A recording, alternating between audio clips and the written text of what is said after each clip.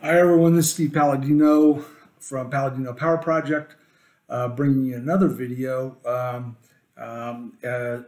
essentially a part two to explaining the new individualized interval power target calculator that's going live on Final Surge this week.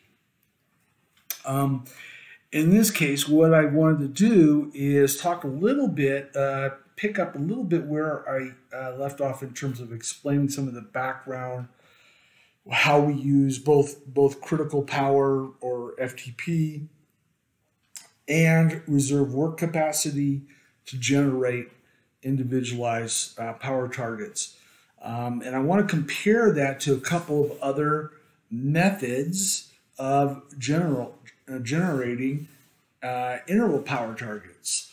And of course, the one that's fairly classic and well known among users of power in their training is prescribing interval targets relative to FTP, a percent of FTP or a percent of critical power, CP.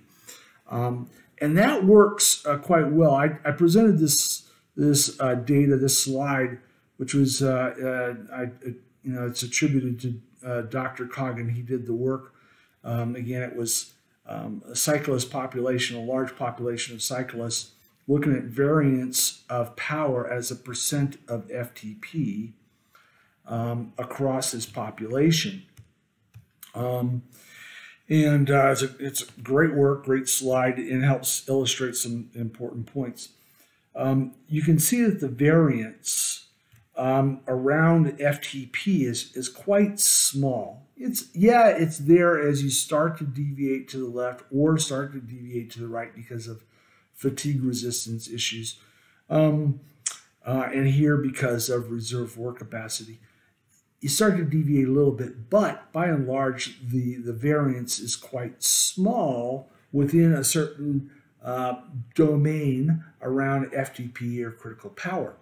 And consequently, prescribing as a percentage of critical power or FTP within this domain of relative homogeneity or low variance because of those factors.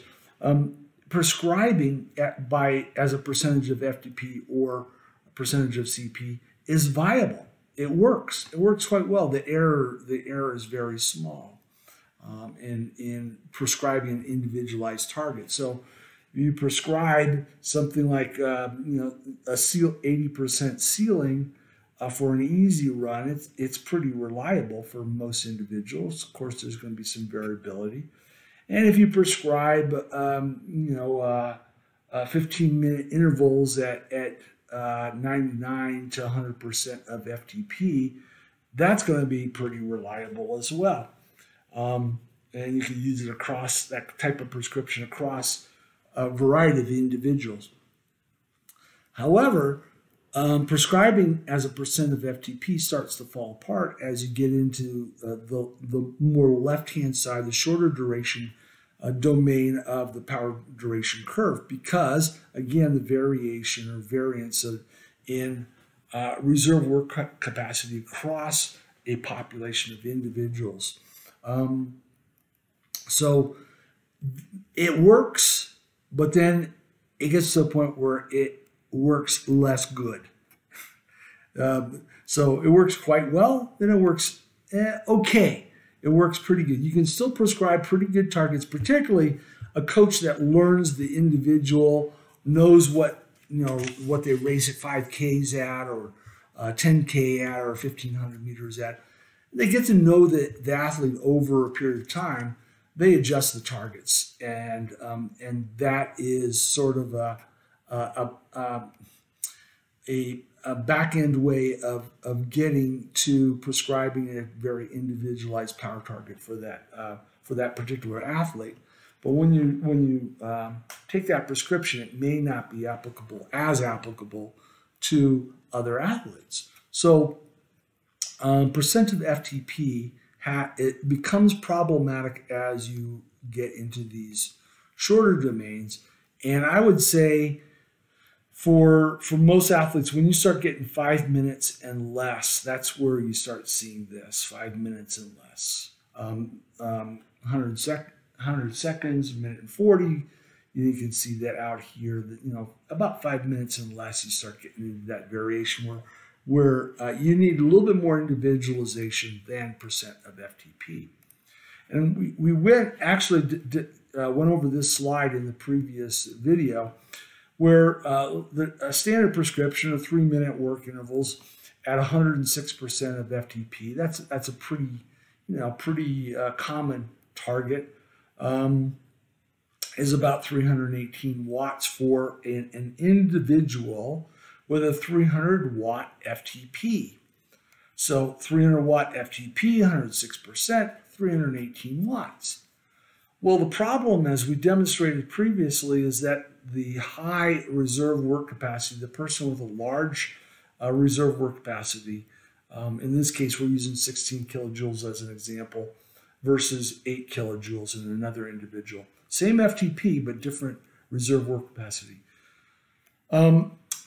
But because we're prescribing by FTP or CP as a percentage of that, as you start getting into these shorter duration, higher intensity domains, you can see that 318 is only 82% of max power here.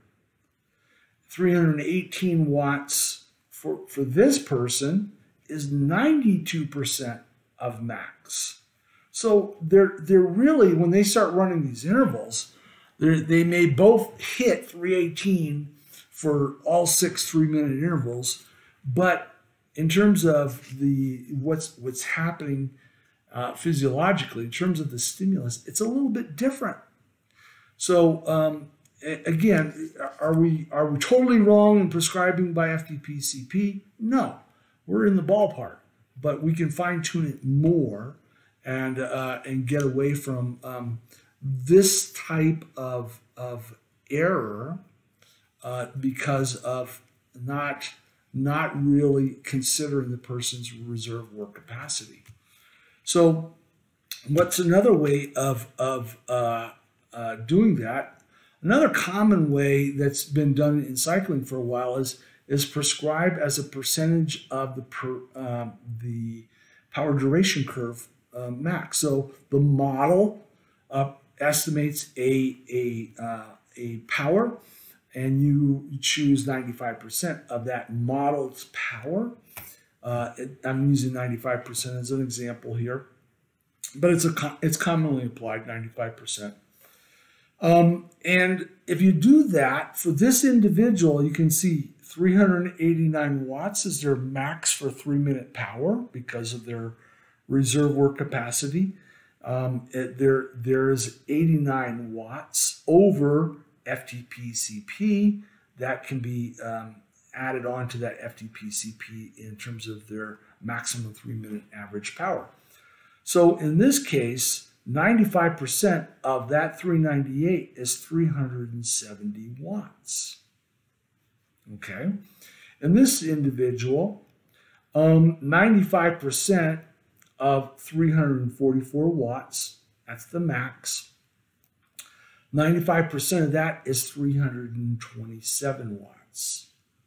Okay. Smaller reserve work capacity, smaller amount that can be done in excess of FTP-CP as demonstrated here.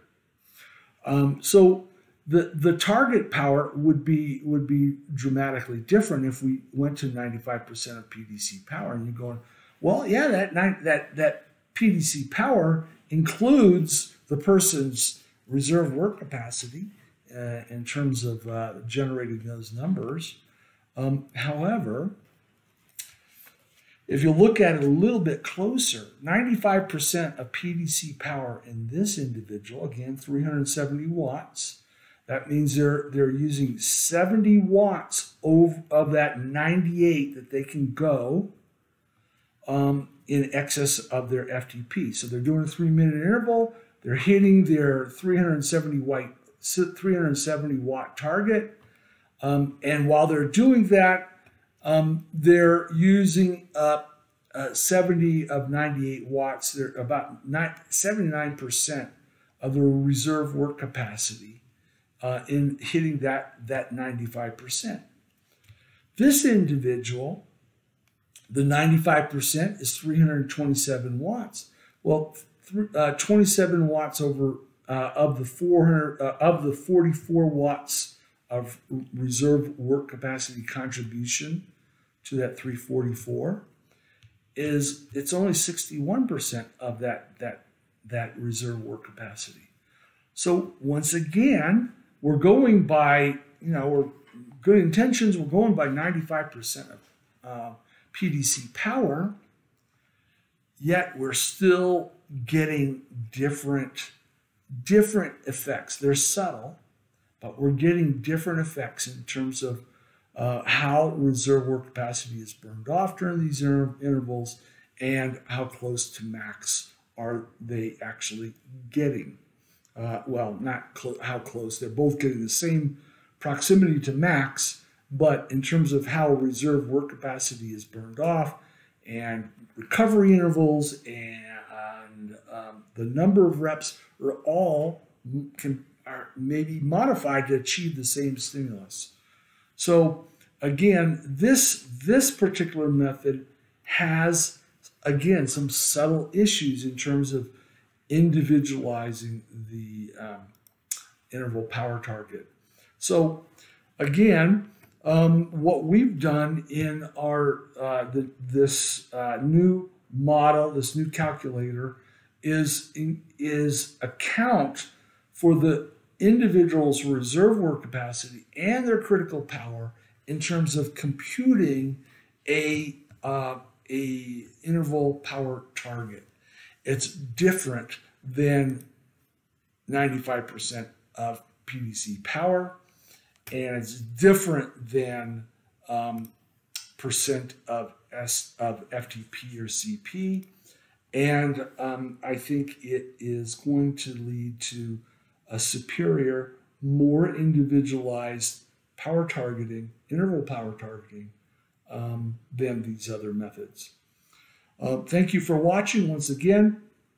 I will likely bring still another video on this topic, but thank you for watching this one. Look forward to talking to you next time. Bye-bye.